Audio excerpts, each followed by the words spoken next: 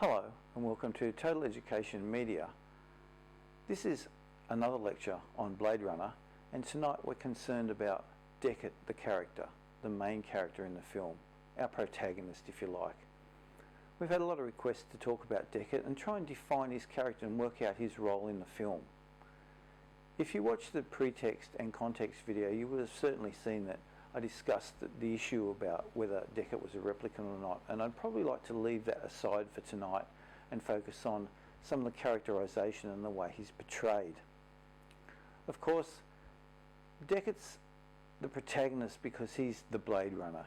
He's the character that the film's called after. He's the one that has to retire the replicants and make sure that they are eliminated from the Earth's surface. He doesn't really want to do this. He's dragged out of retirement. We've seen that before. Bryant forces him really to do it. He works hard.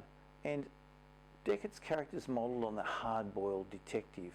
And Harrison Ford had just come off a number of roles and was very famous at the time. And it was an unusual role for him to play, really, because he just played in Raiders of the Lost Ark, Indiana Jones. And this is, of course, a very different role, although it is quite physical, as we'll talk about in a moment. And Harrison Ford was very concerned about taking on this role and what he'd do. And in a couple of interviews, and I want to talk about those interviews and what he said, because it helps to understand how he developed the character. So, for example, Harrison Ford brought little pieces of himself, of course, to the film, but in an interview he talks about, first of all, looking like Deckard and the Blade Runner, and then how he talks, and then he talks about how Deckard's a character that's designed to be a particular way and in a particular form in the film. So let's have a look at the image, first of all, that he wants Deckard to portray. And he says in this interview, "The haircut was my idea. Ridley had envisioned a big felt hat in his first visual concept of the character at the time, prior to seeing Raiders of the Lost Ark. It was important to me not to wear the same hat in one movie after another. And so he wanted to distinguish the character specifically. So he wanted something that he could convey, and it was an easy care haircut. So he gets the haircut, that short driving thing, figuring it will give the character definition, a certain look. And so that 1950s film noir figure that he's supposed to portray is certainly carried through in that short haircut and the hardness of that.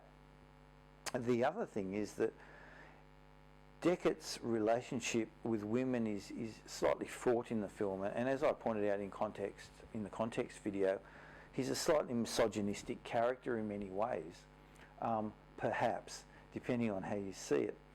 But, you know, it's portrayed here by Harrison Ford, and he says he specifically designed the characters to be that way, and I think this is an important quote and well worth listening to and important for your study. He says, "It's clear that Deckard doesn't think very much about women at all. He's the type of guy that would see them occasionally but not have any use for them around the house. He has a wife and child, but they seem to have gone in search of a better life. Deckard acknowledges at Rachel's first appearance that she's attractive, but then she becomes a puzzle, and when he figures out she's a replicant, he seems to have no further use for her. He sees Rachel as a zero. But her display of emotion, even though he knows it's false, implanted, pulls him out of his despair. As he begins to become involved with her, he is forced to confront what's really going on around him." And I think that's important because it really does show that Deckard is this character who has lots of emotional problems at the start, and we see that certainly with his drinking, and I pointed that out. We discussed that in our lecture, the previous one to this one, about student questions, and some students had inquired about his drinking. He's also very bleak and depressed, and he fits in perfectly with his surroundings, and that certainly that hard-boiled detective feel is very important to it. And we must point out here that he is an excellent detective. We see him do a lot of detective work. He is able to track down and hunt the replicants, and we see him follow clues much like a detective would. And while it's science fiction and the film is science fiction, it's also important to remember that this film also contains that very strong detective element, and that's his role.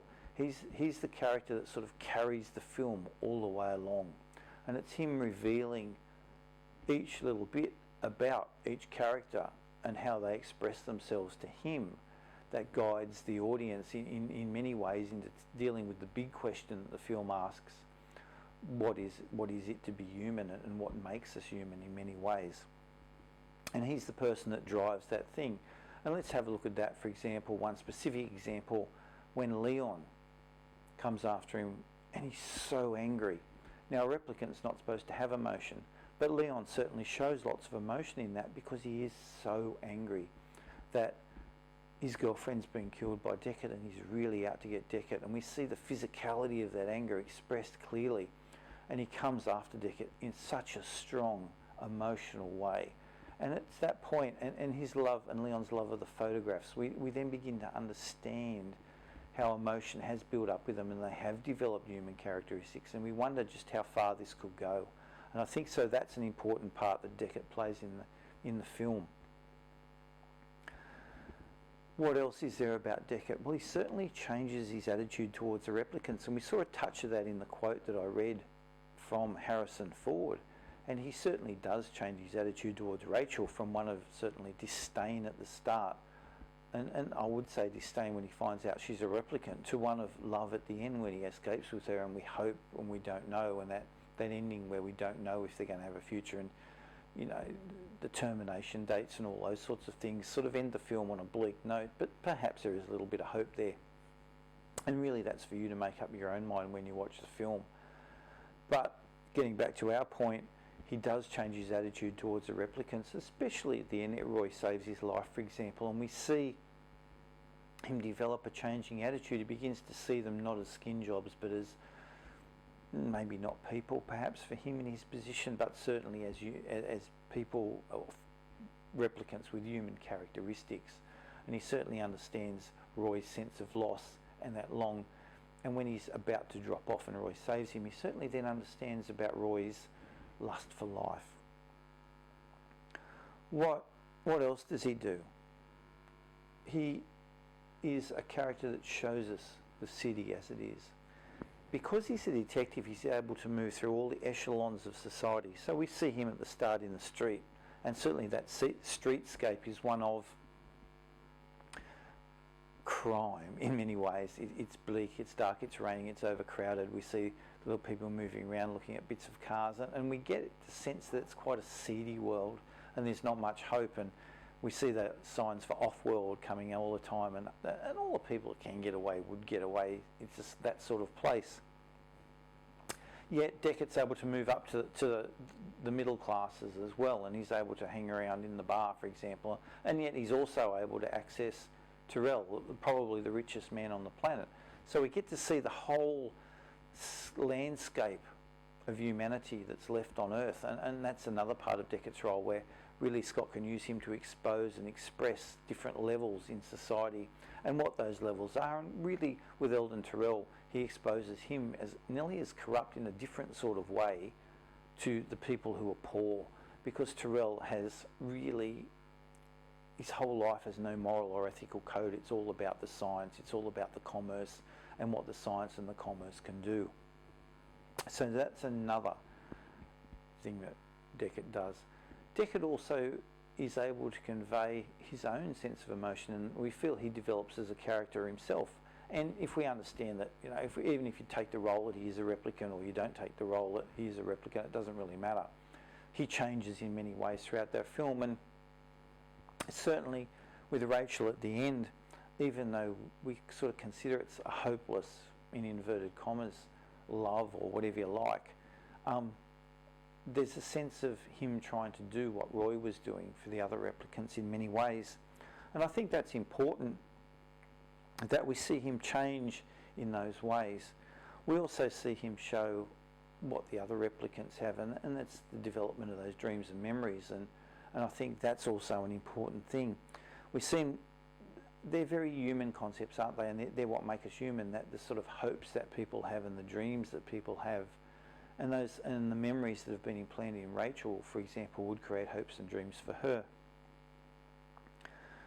If you want to focus on anything to discuss the sense of humanity in those characters, you'd look at Deckard and Rachel's relationship quite closely, and his initial response to her changes and develops over time. You can track that through different scenes, and you can certainly track it to the scene when he gives her the Voight-Kampff test, and then you can track it to the scene in the apartment where he kisses her. He thrusts her up against the wall and doesn't let her leave, and it's a very sort of male, macho, dominant sort of thing, and yet he's very different at the end when he's helping her escape. And the way his language changes too, you can focus that he's very clipped and short at the start, and that language changes and develops throughout, and he becomes a little bit more sensitive and understanding, if you like. I suppose he never really becomes a touchy-feely sort of guy, but he does make some approaches to being sympathetic and understanding, which is very difficult for someone in his position, as he is the Blade Runner. He's supposed to kill her, and we get the feeling that his next job would have been to put Rachel down, if you like, or whatever, which is why he's escaping. Deckard's a very, very interesting character. He's the core of the film, if you like, and you need to take a note of his dress and his manner and how he addresses people, and his shortness and abruptness.